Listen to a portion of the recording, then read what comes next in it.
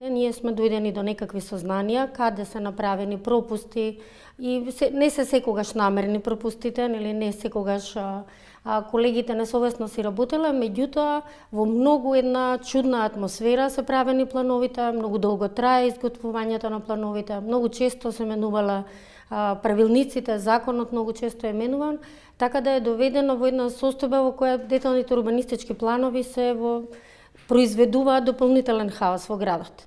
Оно што очекуваме сега, затоа што имаме направена евалуација на десетина планови во центар и ги имаме сознанијата, да се постапува по тие сознанија, препораките се каде да се подобри, што да се подобри.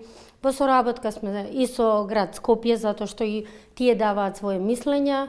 Во соработка сме и со Министерството за транспорт и врски и заедно гледаме да направиме подобри планови. И мислам дека тоа ќе вроди во некаков плод. Мораториумот е еден начин, како што кажа и професорката, да се направи ревизија на донесените урбанистички планови.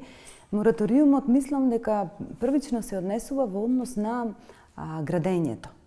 А редот во урбанизмот би се донесол и би се уредил со донесување на нови урбанистички планови, кои нови урбанистички планови треба во нив да бидат вградени одредби и насоки кои во досегашниот период треба да ги има направено општината Центар, ако прашуваме конкретно за општината Центар, која што има мораториум на одреден број на урбанистички планови, значи тие недостатоци да се отклонат и да се новите урбанистички планови да бидат да нудат плански решенија каде што ќе се штити просторот, јавниот простор, а и воопшто хуманото живење во еден град.